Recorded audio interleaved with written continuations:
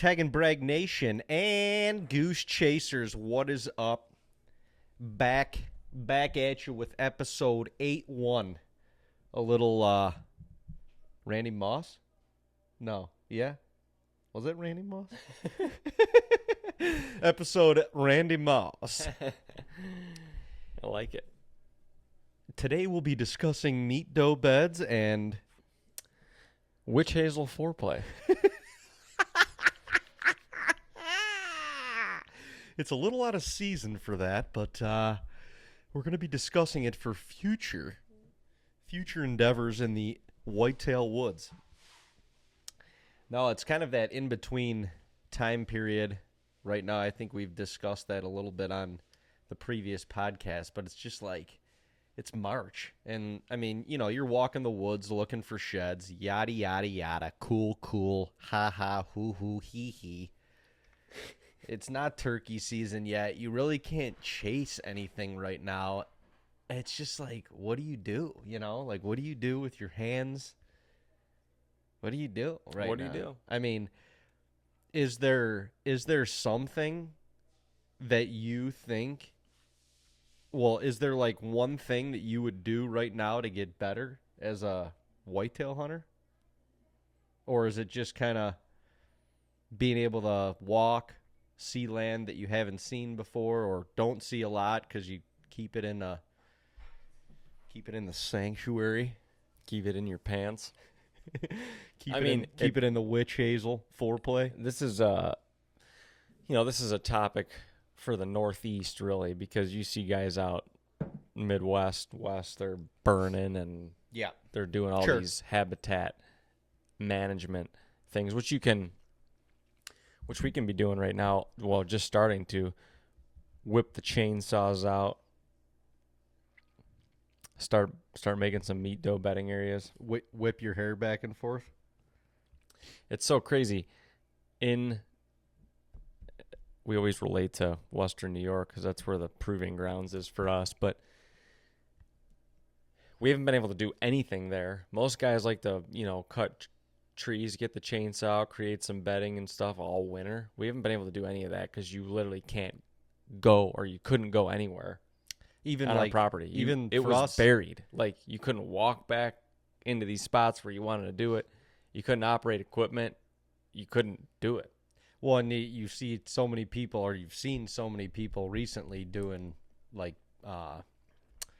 frost seeding with clover and stuff like that. There's no frost seeding nothing when you still got a foot of snow on the ground. And you can, like, some people are putting seed on top of snow, but I mean, it's ridiculous up there. I was there yesterday, and we've had a week now and above freezing in a lot of these parts, even northeast Ohio here, where we got a lot of lake effect snow. It's gone now, but still back in the woods in these thermal cover areas. Now the snow is not melting because it's got thermal cover and it's kind of insulating itself in. There's still, I was going down to my knee in spots. Just took a little loop, or like basically in the backyard around the camp property, not even going to shed hunt. I was just going to check some things out, which I found 2 dead fawns just in that little loop, which is very scary to me because we haven't even started walking the property yet. And right around our camp is a bunch of thermal cover. And in December, as soon as we started getting these big snows, the deer naturally just start flocking to those areas. So you're going to find them.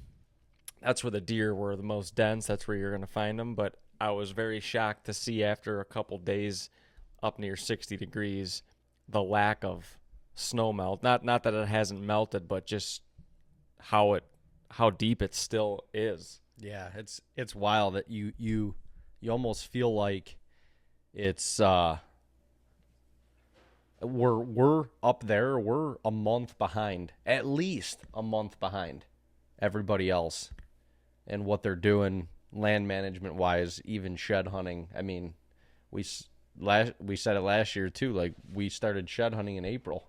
Yeah. I mean, guys have been shed hunting for like a month and a half already right now. I remember a handful of years ago, we had a bad winter or two. I remember, I think it was the 10th or 11th of April. I remember shed hunting at camp back in these thermal cover areas, and there was still, we were walking on snow, like a lot of it. So, a little nerve-wracking because I think we're gonna be piling up some bodies, unfortunately. But I was just reading right here, deer need to eat roughly 8 pounds of vegetation per 100 pounds of body weight a day. Oh man, they are not getting anywhere near that. Well, at least I don't think in a harsh winter like this. And that's why we planted all of these like white pine and just some screening pine around our camp in the last 4 to 6 years. And we haven't had the winters for them to do anything to those. But the winter was bad when they literally ate a portion of them to skeletons. Yeah, that's wild. They never normally touch that kind of stuff, but they were pounding that stuff this winter, especially the last month or so. And I'm thinking a lot of these fawns they just didn't have it in them to last. Well, yeah, I mean their body weight in general, they're going to go down in weight when they can't get to browse, and they've got to work twice as hard to get to any of the browse that they need to get to. An 80 to 100 pound deer, they're just not going to be able to handle that. Yeah, not for a couple months. We've talked to a couple people, and I think a guy commented on, I don't know if it was something we posted about harsh winter, but he said that deer, he found that they can usually survive about 80 days, I think it was, in deep snow, lack of ground browse cover or browse availability. And this winter, I think we had over 100 days. Yeah. And so you're going to have a fine line between the deer that are strong enough to make it and the ones that are not. And you can tell how bad the winter is when a lot of the deer you find are going to be fawns because they just can't survive it, which we've had a lot of deer numbers up there because we had a couple mild winters in a row. And I think, unfortunately, it's just going to be Mother Nature's act of control. Yeah, trimming out the surplus of deer. Controlling the population. It will be interesting, though. Like, there will be not, if who knows how many fawns actually got killed off. Yeah, we're still seeing some on camera. Yeah. So they didn't all go, but there's still going to be a generational gap. Yeah. 2-3 years from now, you're likely going to be able to notice it with the lack of, yearling 2-year-old bucks or whatever, 2-3-year-old bucks. So I don't know. We'll have to just see how you be able to get the trail cameras back out. It's funny, the one trail camera we haven't gotten a picture of in since December. 2 months. It literally got uncovered, or must have got uncovered and started firing pictures either last night or this morning. Well, it's got we have the Moultrie solar panel up on. It's 10 feet up in the tree, and that thing was iced over and snowed over, so that thing wasn't repowering itself. So it probably finally all melted, and now the camera's taking pictures again. It's kind of funny how that all works, but it's been 2.5-3 months. And it's crazy with the deer. You think they had all these little trail systems, kind of carved out themselves in 2-3 feet of packed snow. But to think about living that way and literally struggling to walk around for almost 3 months, over 3 months, is... I don't know how some of the deer are still living, honestly. The ones that are... Yeah. It's wild to see, though, just walking around some of these trails now that all the snow is thawing. These trails are brown because it's literally all deer crap. That's how much pressure that's how much these deer were sticking to these trails. They had to, because now, when I was walking around the yard, even at camp, you realize when you're on the trail, they're so packed, you're staying up on top of the snow. As soon as you get off these trails, you sink down to your knee because it's not packed down. So the deer kind of they work as a herd. But we had plans today or tomorrow to start walking at camp, just looking at the forecast. And I stopped there yesterday to see if that was going to be a possibility. And with how much snow we still have, we're going to have to wait a few more days. Yeah. So to be determined, we'll keep everyone in the loop of what we're finding there. Yeah, we're obviously going to document the whole thing, and you'll be able to see the deer, the number of deer that have expired over the last couple months due to Mother Nature, and hopefully it's not as bad as we just what we're still seeing on trail camera and what you've seen, just going up there and being around camp, like there's still a healthy herds herd of deer around, yeah. And they're getting some relief now, which is they needed. Yeah. They needed every bit of that. Some of the fields are starting to get exposed, and it's funny, if there might be a 2-3 acre circle of grass in a field now that's getting exposed from the thaw, and there will be 20 deer in it. Yeah. And they're like, you could tell how Thank desperate God. they are. Yeah. But insane how much different the climate that they have to survive in, as opposed to go 2 hours really in any direction south, and they don't, there's not an inch of snow on the ground anymore, or there hasn't been, and people don't even think about it. I mean, again, you go out to the Midwest or Kansas or wherever out there, and snow's not even on the radar. Yeah, it's not even a factor.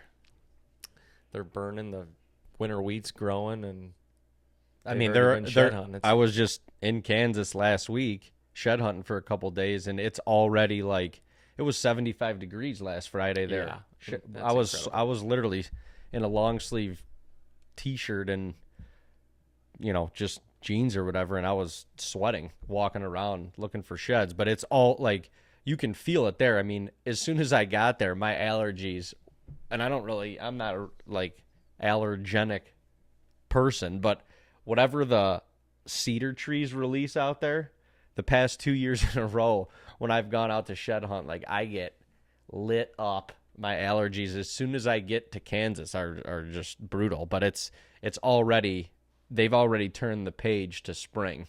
And you can feel it when you're there. So it's we're behind the 8 ball up here, and it's crazy because in a couple months, they can and will be enduring 70, 80 degree temperatures. I mean, yeah, it's going to be a 70 to 80 degree temperature swing in a couple months, that they've gone literally from not being able to find food and buried in snow to just the dog days of summer. Yeah. Which along that same topic, because we have turkey season approaching, and we are somehow getting some turkey on camera in New York still. What the hell does a turkey do all winter long in these insane conditions? I mean, they're much lighter animals, so when you see them on camera, they're walking on top of the snow. But what the hell do they eat? They're solely relying on the ground. Yeah, bugs, seeds, whatever they eat.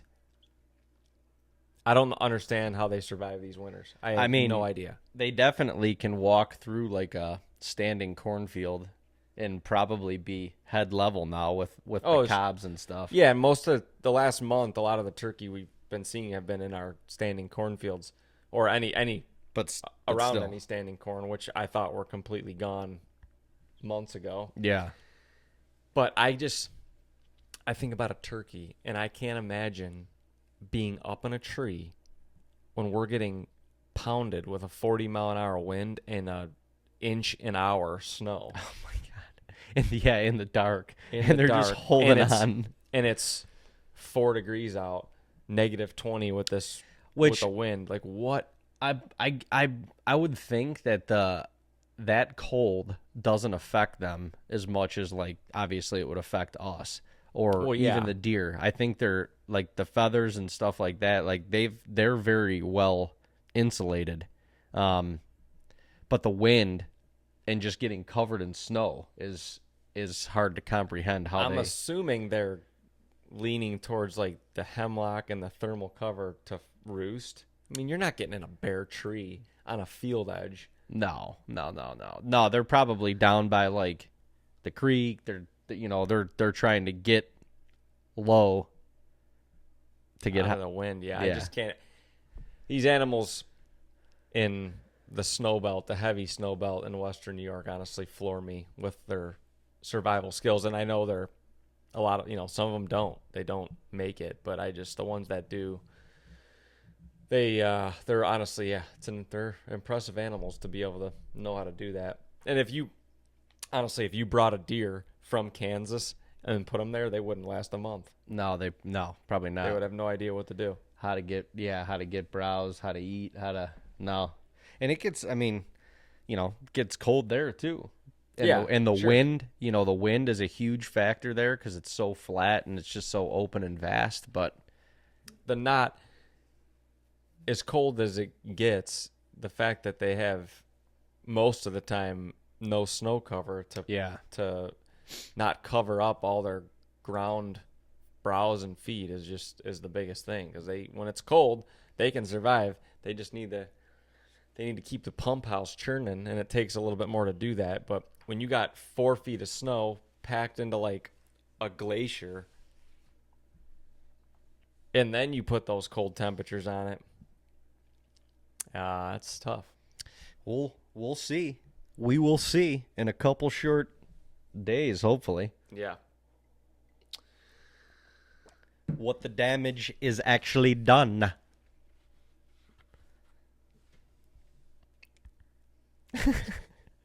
Yeah, I don't know.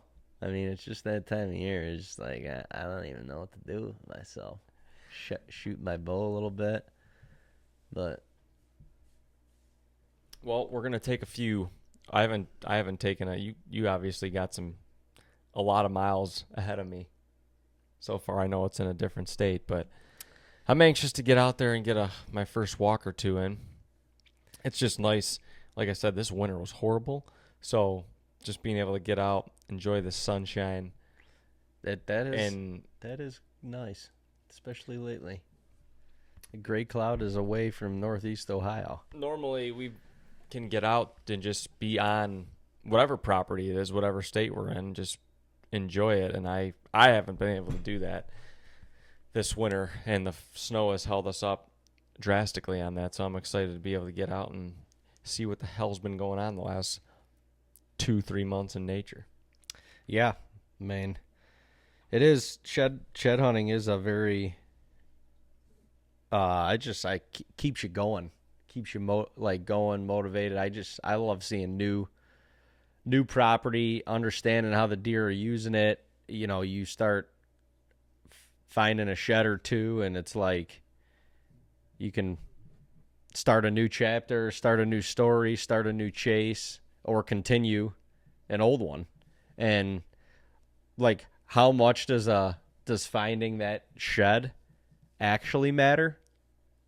I don't know. To some, it probably matters more, but it's just having the shed. Yeah, it's just it's like an adult Easter egg hunt. On steroids. Yeah, it is, and that's just what's fun about it. But as far like the shed, it could matter. You might find it in his core where he's going to be there most of the year. But the cool thing is, a lot of our, like, especially, I know I keep going back to New York, but a lot of our cameras died, so we normally are watching these deer come into their winter areas all winter, and you see different bucks you've never seen before, and it's kind of cool because you have some hope, like, oh, well, we might find some sheds. Well, all of our cameras died, and so we don't really know what was going on in these areas, but you know that the deer heavily herded up and changed their winter. Like, they're not in their core home ranges for the winter. They had to go get into the right spots to survive. So it's going to be kind of cool to be able to go into some of these spots, and we might find sheds of deer that we just have no idea who they are. But going back to your point, like finding those sheds, it's cool to find them. It's going to be awesome, but it's not going to matter. No, I don't. Not really, because No. they're probably Well- not going to. They're not going to be there in the fall next year. Yeah, not. I mean, when you're talking about a couple, smaller parcels, and I would, we've got a couple hundred acres up in New York, but that's in the grand scheme of things to a deer, like that's a smaller parcel. Yeah. They're spending a fraction of their time on that specific piece. So it's just, by happenstance that they shook their head and it fell off right there. But I mean, it'll be interesting too, because at the end of the season, there was a lot of bucks that were shedding out very, very quickly. So we're going to be finding sheds, at least I think, from 2-3 months ago. Yeah. And one cool thing is if you're walking public, which we might do in the next today or tomorrow, spots where you didn't observe all season, you don't have trail cameras out. So finding the shed does matter, because you might find a shed or a couple and be like, damn, like I want to find out more about this animal. I want to pursue this son of a gun. Yeah, and even just finding the sign to know that, it's an area that it'll be worth going to spend some time in, or it'll be worth your time spent to at least snoop around and find something else or try and hunt, or I don't know. But Yeah.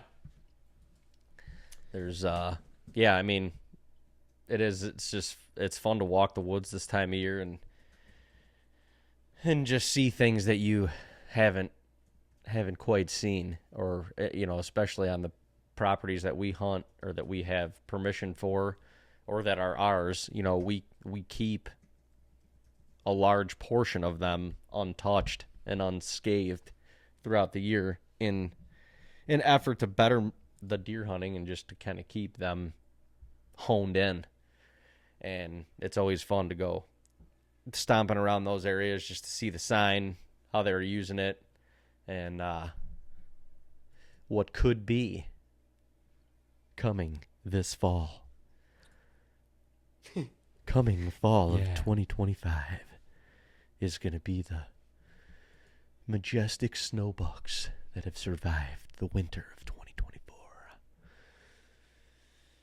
And maybe nothing, but that's it. Pep, I don't know. I torqued my finger. Right now I don't even know. I think it's an infection. I got smoked by a thorn bush tree in Kansas, and like a week later my finger blew up twice the size. It's super pressurized. I can't bend it. Went to the doctor yesterday, got some antibiotics because they thought it was getting infected, which is, well, I don't know. That's not good, but Kansas has been a little rough on us. And dude, it's Kansas been good to us, but it's been very rough on us. Last year I got bit by a tick. I come back and I mean, it had to be big. It was the size of a softball and growing rapidly. I had to go to the doctor and get an antibiotic for that. This year I caught a friggin' thorn branch right before it hit me in the chops, which would have been a whole nother issue. And now I'm working on this shit.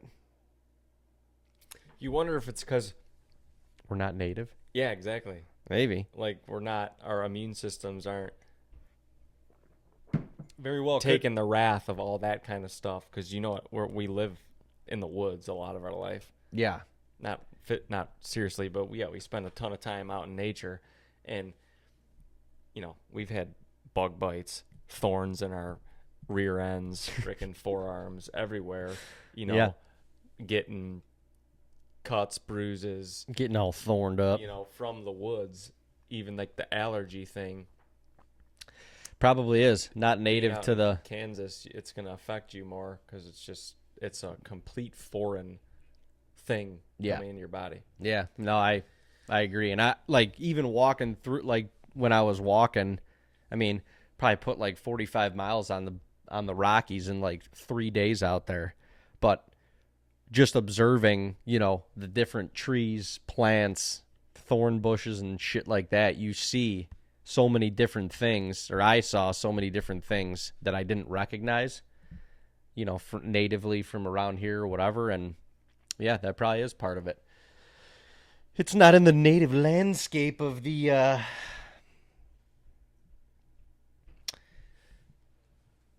Northeast Ohio or the Western New York bush that we're all so accustomed to. So there's that. So it's just like I don't know. It's just like a boring time of year, to be honest with you. Well, you got to try to find things to do to improve your land. You got to predator control, which we don't do much of. Yeah, and I honestly, I have zero. It's an expensive. I don't. If you're gonna be the whole. Not that I have no interest. Like, it would be fun. It's fun to go. The thermal shit is cool. We haven't done it enough to really judge it. Yeah, true. But it doesn't tickle my carriage enough to like go buy shit and thermal up and wet your whistle. Sit out in the frickin' in the woods or on a field edge at midnight, yapping on a friggin' Fox Pro, praying that the neighbor's dog doesn't come into it and you don't make a huge mistake. Oh, that's horrible. But I'm sure, obviously after you do it a few times, it probably gets addicting. It's sure. But it is a time where there's a lot of coyotes and predators around. You got to be able to manage them a little bit. Well, the thing is, though, there's so many people that are doing it now. It's like they got it covered. I kind of feel that way. Well, I'm like, that's fine. Like, you guys can just hammer them all, and it's not like, once again, 200 acres. Okay, they travel so much. Yeah, the coyotes are probably traveling way more than deer are, just to find food and scavenge and stuff like that. So it's like, if you got neighbor people that are hammering coyotes, sick, keep hammering them, cuz. Yeah, doing the Lord's work. At least up in New York, we have neighbors and guys that hunt with dogs, and they stay in contact with us and hunt the area, and they've gotten a handful, so we know they run them down. They're getting managed. Yeah, which is that is a crazy way to go about things. I can, and that's intense. We stopped a gentleman on our road last year they had their dogs running, and he's sitting in his truck with a laptop. It's like he's in law enforcement. He's got this laptop up on his dash, and he's just watching these things go on his GPS. That's insane. And then the dogs just run them down, and they know when they're on them, and then they just kill them down and take them out. That is crazy. Barbaric. That's wild. Or, if they can get out in front of them, and the guy, I'm sure they have. The guy just hammers them with his F-350. I was thinking he's about to cross the road up there. F-350 is fine too. Johnny, he's coming up to Route 6. Cut him off. Hit him with that 350 turbo diesel. You got the brush guard on the front. Don't worry about it. Them Graziano boys, they'll fix it if you get a little dent in the fender. Yeah. Invasive species. Coyotes. They're not supposed to be here. You know that? They let them loose. They're not supposed to be here. They're technically an invasive species brought in by mankind to control. I don't know what they were trying to control. Probably the deer, I guess. It's funny, like New York is hilarious. They have a season for coyotes. Well, New York is The New York is trying to protect coyotes. well.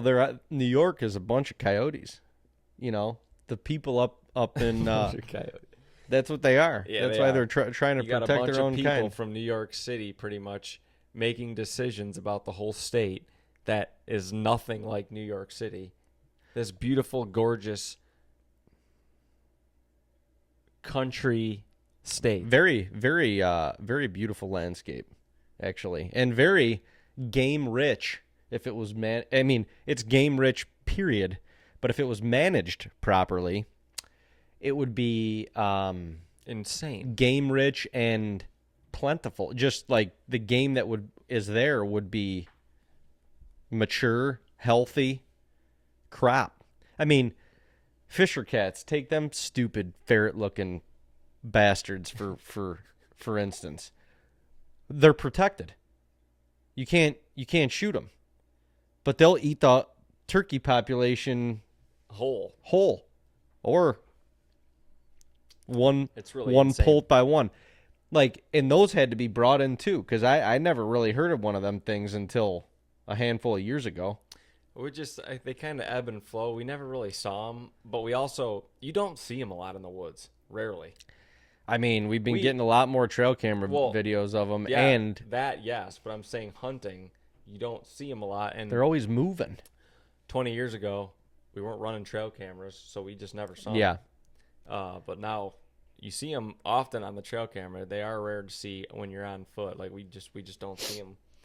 But they affect the turkey population so much that the turkey or the gobblers, like in and around our property and like the surrounding areas, it's rare, extremely rare for a turkey to gobble in the roost in the afternoon or in the evening.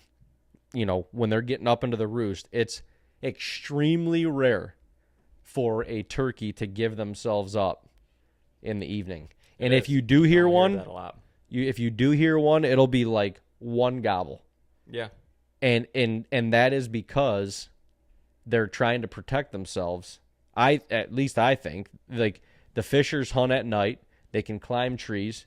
So if they pinpoint, a bird and they wait till dark, that turkey's got no chance. Yeah.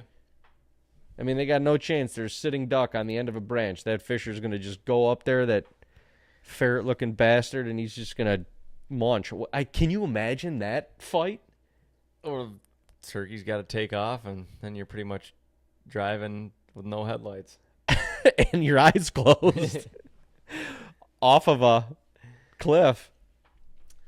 But yeah, New York is just They're a bunch of coyotes. bunch of coyotes. I mean, this past summer, we really weren't seeing any friggin' deer at all, and we had a huge family of coyotes on the property. And I'm talking like a cluster of trail cameras, like it was all day, every day. We have videos, we have Moultrie videos on logging roads or whatever of 7 coyotes in one video. Who knows if there's more? Yeah, there was at least 6 pups. Like, we watched them from puppies Yeah. grow up, and they grow fast. And Holy shit! you What are they call eating? you call the DEC, and we tried to get a nuisance permit for coyotes because there's a damn season for them, and they wouldn't issue one. They were protecting them because they said they're in their family groups right now. We're like, yeah, we know they're flooding our property, but they'll give you a nuisance permit for a beaver for pretty much anything. And I understand the beavers can destruct property. They're also creating habitat. But it's just like the beaver is the most native animal probably in New York State. Oh, absolutely. And in the area. Like, Absolutely. that area is known for cedar swamps. They might as well created by call the it beaver. the beaver bush. I mean, that should be the state animal. It should be, at If least there was in a Western New York. flag, it should have a beaver on it. Yeah. But you guys can have a nuisance permit for those, or anybody can really. But coyotes, nope, we're going to protect them. That's because they're a bunch of coyotes. Bunch of coyotes. They got suits on, but actually, under those suits, they're a bunch of furry coyotes. Bastards. I don't know I shit. think Trump should carve out, like New York City should be its own state. Yeah, maybe just break it off and send it out into the Atlantic. Hopefully it disintegrates into the... Yeah, I don't know what I was going to say. They got a great slice, they got a great piece of pizza. That's true. I'm not saying New York City doesn't have... It just... Of the highest value? It's representing a state. Honestly. Well, a lot of big cities are. Yeah, they are. Honestly, most of New York State, the actual geographical state is probably mostly conservative. It's rural, though. That's what I'm saying. It's open, vast. People just don't want to be bothered. They love their land. They want to be this and that. And then they want to hike the Appalachian Trail, And then you got whatever, 5, 9, 10 million people in New York City that are like, you can't hunt coyotes in the summertime. Not whenever you want. Because you know what? Coyotes live here now because of us. Because we're a bunch of coyotes. And we're going to hand out 12 buck tags to each individual. You could go to Buffalo and get yourself a nice chicken wing. Dip that sucker in blue cheese. You know what's crazy? I love that. You go anywhere else in this country, and they think blue cheese is disgusting. Anywhere else. That's insane. But you go to Western New York, and people are drinking that shit. They're bathing in it. They give you tongs or chopsticks with your wings so you can dunk it all the way, submerge it all the way in the blue cheese. Just get that. If it was a red buffalo wing, you want to make it white. And it is so good, man. Like, people are like, chicken wing? Blue cheese is disgusting. God, it's so good. It's so good. A chicken wing and blue cheese is just so good, no matter what the flavor of wing is. It doesn't matter. I'll dunk a teriyaki wing in blue cheese and be friggin' on one. Oh, yeah. Just feeling good. French fries, big old steak, cut French fries, dunk them in there. Good as shit. Western New York also, a sleeper area for the chicken fingers. I think they all use the same supplier because they're them. They got them Mike Tyson chicken fingers. Dunk them in blue cheese. Oh, good God. Gosh, damn it! You want to talk about heaven? Although you know what, I gave up fried food for. I gave up fried. I gave up fried foods for Lent. So I'm honestly. See you at the end of April. Yeah, is that beginning of April? Yeah, I was worried. April. I was slightly worried because we've got we're putting together a little hunt camp outside a hunting season, and doing we're making duck soup and cutlets and all sorts of stuff, and I'm like, that might fall in the 40-day window of me not being able to have cutties. I've never turned down a cutlet ever in my life. That's sinful, I feel like. You should have prayed and said a prayer like, "Hey God, I'm going to give up fried foods for Lent, except for this day." Cuz it was already planned. And you see what he says. What if he would have said that? What if he would have said that? I'm going to save everyone except for this one day. Except for this one day. I'm taking it all for myself. Because I got something planned and I can't clear it off the books. Well, cutlets. There's other people involved. Honestly, figure it out. You may have to dabble and experiment with the baked cutlet. I know. We've been talking about it. Well, we know how to do it. We just haven't done it. Well, can you explain the process? Yeah. So the batter is a little bit different, just a little bit. We used you had a flour in there. You also, we normally use like Romano cheese in the breading. I think this is the recipe here is Parmesan. It's not going to matter. Hey, let's back up for a second. The only reason we're talking about this is because Dean found a newfound way to make chicken cutlets that you don't have to stick them in the fryer. Yeah. You can actually bake them. And I will say, they're phenomenal. A little bit of a healthier option. Yeah. Now, and then we've also done it with eggplant. Oh, my Baked friggin'. eggplant. And you can grab them, when you fry an eggplant, they're amazing, but they got a little, There's no flop. there's a little flop to them. You can't grab those with your fingers. You got grease all over your fingers. These ones, you can grab them and eat them. They stand up like pickle chips.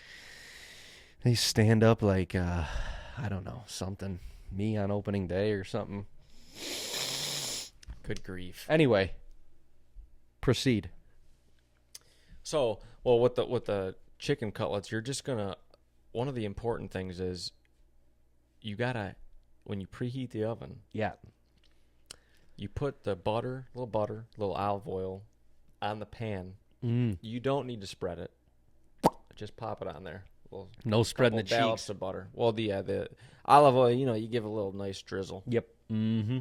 And you're gonna slide that in the oven for about 5-6 minutes. Oh yeah, let Empty. that thing preheat. Just the tray. Oh, here we go. The tray's gotta be hot. This is crucial, and this is the same for the eggplant. It makes sense. And you can do this with anything. You slide it in there. It comes out hot. You take your chicken that's breaded already. Oh, okay, yeah. Finish this, but we got to go back to how are you breading this because it's different. Yeah. Well, yeah, I can say that real quick. Okay, say it. I'm drawing a blank with how you do that, but you're gonna coat it in flour First. Mix it in flour, and then you put it in the egg Okay. mixture. Same. Which there's variations to that. I mean, you can use. Are you using the same mixture like egg, I use parsley? egg, fresh parsley. Obviously. Yeah. If you want to Get out your garden. Yeah, if you wanted to thin it out a little bit or stretch your egg out a little bit, you can put some milk in there if you want. Okay. Milkers. Okay. Since egg prices are through the roof, Come and on. America's killing chickens, we got to spread our. Biden killed chickens. Yeah. Like a million and a Biden half killed of them. everything. 150 million of them. Bastard. So, and then you put it in your. We've been using just regular Italian breadcrumbs. Panko is crucial because it gives it that crunch. I just love the word panko, And then don't be shy on your Parmesan or Romano cheese. I agree. Pecorino Romano. So you're going to put it in there. Once they're breaded, then you're going to put that on. You got to do this fast so the tray doesn't cool. Sure. Obviously. Those got to be all breaded already. Right, yeah. And then you just put that on the hot sizzling pan. Just line them up and leave enough space so you can flip them. Don't stack them. Because about halfway through, you got to check them, lift them up a little bit. Once they got a nice golden brown on the other side, boop, flip them over. Pull them out, flip them all, slide them back in. Another, 10, 12 minutes. And wow, they come out crispy. Yeah, no, they do. I mean, that is for sure. I wonder, with the venison, it's like you've got a very fine window of cooking them to perfection and making them into a hockey puck. Yeah, venison's going to be tricky because it is those venison is a searing type. Yeah, I wonder if you almost jack the oven up a little hotter and you do pretty quick. Yeah, you could. But we do have to try that. That is a solution for my cutlet dilemma because I can't turn down a cutlet, especially at an event where that's what it's all about. Yeah. The game meat and celebration. Yeah, we're going to try it. Yeah, we got to try it. Maybe we got to try it before so we don't disappoint the boys. I agree with that for sure. I don't think we'll disappoint the boys, but maybe, I don't know if you pound the cutlets out as thin, maybe, or just, maybe leave them a little bit thicker. Maybe Well, not. that's what we gotta try. I don't know, Maybe we pound man. some thin, maybe we leave some thicker, and Yeah, we'll see you which know, ones are better. Some people like them thick. Some people like them thin. You know, you never know. But I'm gonna definitely marinate some strap that we have left to each their own to throw on the grill, because my goodness, it's just so pure and it's so good, man. We still got some pretty hella North Dakota venison in the freezer, and when you marinate that and then you put that shit on the grill, or So my favorite way to do it is in a cast iron with a little bit of that Irish butter. And you get that thing hot and you get it just charred on both sides and just nice and raw basically medium rare in the middle. Oh yeah. You let that shit rest and you just kind of enjoy that shit. Good. You got them little just nectar medallions. The other day, I literally, for dinner, I had two North Dakota steaks and broccoli. That's it. I got done with dinner, and I'm like, That's as wholesome as it can be. I was looking around. I'm like, did anyone just see that? Did anyone just taste that? It was so pure. And I got done with dinner, and I was like, I could go do something right now. I don't feel all slow and pudgy. I don't feel like I got to sit on the couch and dust this one off. I want to go do something. It is amazing when you eat a pure whole food like that. Oh, Like you can eat a lot of it, and you're just like, I feel not like I need to take a nap. yeah, that's why. Part of the reason why I was challenging myself to do the no fried foods and no fast food during Lent. It's a little challenge. And a lot of times, that challenge can kind of roll into a little bit of a lifestyle change. You're right, But but take care of one of my favorite parts of Lent it's the fish fry. is the Friday fish fry. Well, I know. not saying you can't do that, but your ass is getting grilled fish or something, and you can have that. Salmon, maybe. Give me a friggin' beer battered walleye fillet. Yeah, you go anywhere, you're not getting walleye, you're getting beer battered cod. What is a cod? You take a little forkful of your tartar, Yeah. and then you take a bite of that fish. You gotta squeeze that lemon all about your fish. You do. You gotta get that thing all nice and lemony, and then if you're not asking for extra tartar sauce, then you ain't American. We got a family friend in Western New York that the other day he gave me. He's a huge ice fisherman. He's a huge fisherman. And he slays the walleye. He slays them all year, but he slays them through the ice. And takes pride. And he came into Hogan's and he hands me just 2 plump walleye fillets. Oh, and I was God. like, and he literally was like, I caught these 6 hours ago. And I'm like, good God. You are a good man. And he's like, you got to eat these for lunch. And I'm like, I'm not going to eat them for lunch because I'm going to be here working, but I'm going to eat them for dinner. And they were so good. Oh gosh, dude! You didn't even I invite fried them. me. Speaking of fried foods, I fried the shit out of them. Yeah, well, it was before Lent, probably. Yeah, I it didn't give him was. the damn invite. Yeah, it was, but I made a little homemade tartar, Goodness gracious! breaded them up, and my What'd you bread him in? goodness, I did them the same way I do cutlets. Just Italian panko. Yeah.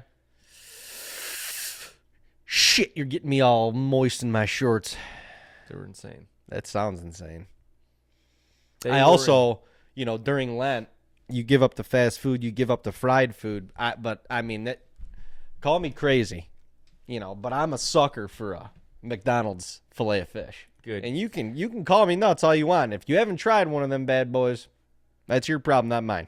I just saw a meme or something on Facebook the other day that said anyone who is actually eaten or enjoys a fish fillet might as well be it was something crazy like a serial killer or a Dude. psycho, and I'm like, this person has no clue. Never tried it. Never tried it. Just judging it because it's fish at McDonald's. This person's probably gorging on McRibs. Yeah. Disgusting for sure. human. That's disgusting. Yeah. Yeah. What a bottom feeder. Give me some of that square cod. Yeah, dude.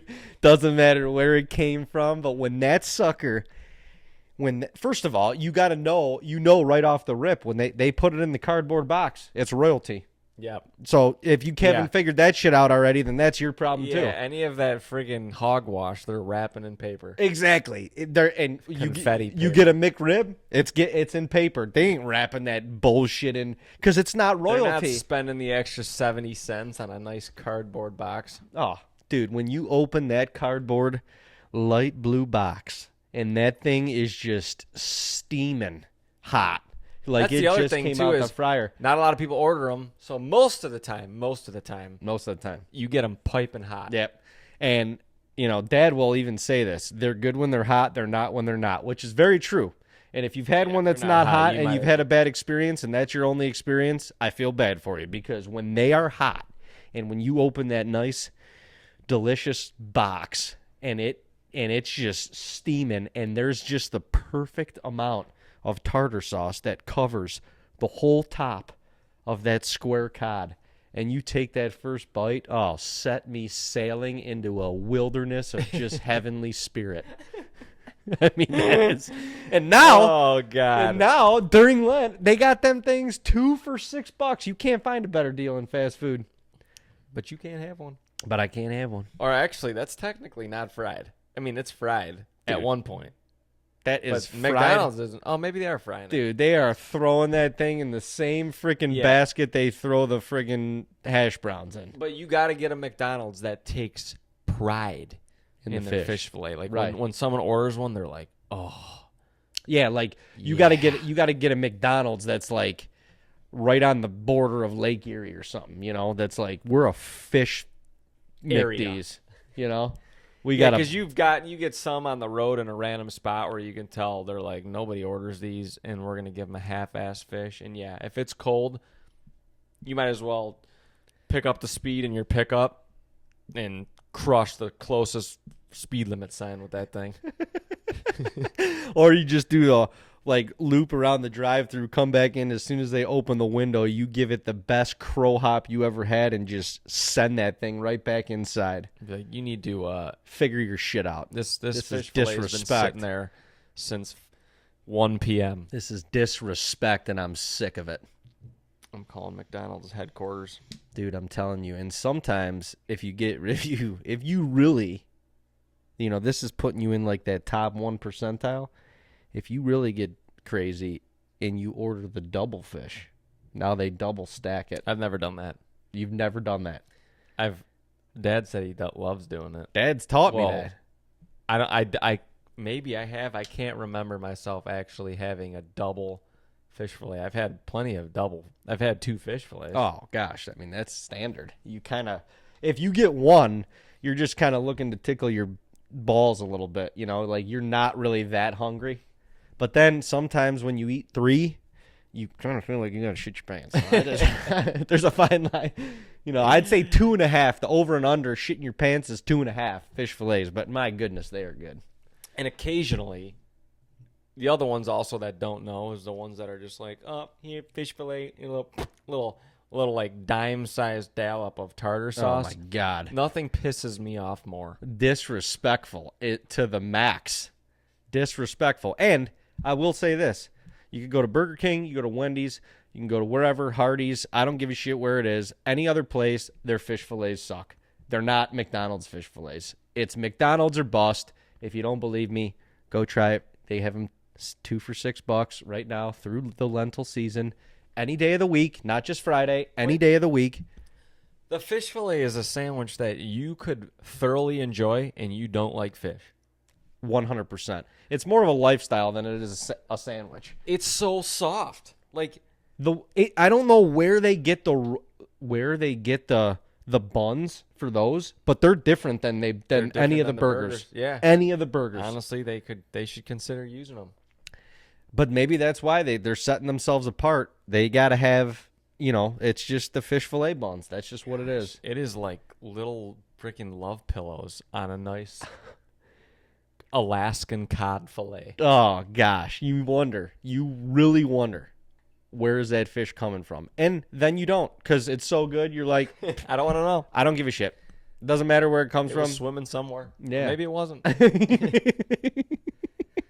it was one of those land cats. That's on that somehow survive and squirm through like wet grass. Oh, gosh. I would friggin' make out with one of them land cats to have fish fillets for life. We might have to do like a podcast with, not like reviews, but just we'll have some things set up to eat, and we'll enjoy ourselves. Well, we got to do the fried stuff's got to just come after Lent, if you don't mind. But yeah, I agree. I mean, we should definitely take we should just take everybody on a food journey that's just a little bit more serious, But fish fillets are an underrated part of life. Let's just say that. An underrated part of life. And you got the people. There's two different people in this world. You got the people that go to McDonald's and won't even look at fish fillets on the menu. And then you got the people that are like, unless it's an off day, that's what I'm ordering. Yeah. Unless I'm like, I just got to have some fake burger meat, that's what I'm getting. I'm getting the fish fillet. And they ride on it. And God bless those people. Ride or die. Well, that was nice. Nice little session there. Sure would be nice to fill the old tank with a couple fish fillets and go on a nice 4-mile hike later. Walk them off. Goodness gracious. Goodness gracious. Make sure you pack an extra sock or two. Might have to An old one. dispose part of that or all of that while you're on your walk, which, hey, worse things have happened, so bring a sock. It's not necessarily a bad thing. But if you don't already, subscribe to our YouTube channel. Follow us on Facebook, Instagram, TikTok. And, next Wednesday, we'll see you right here. On Goose Chasing. God bless, everyone. Have a fantastic week and a better weekend. Yeah. Yeah. Get yourself a fish fillet or two Just on Friday. try it. Just do it. If you don't like it, just tell us and we'll buy it. God bless.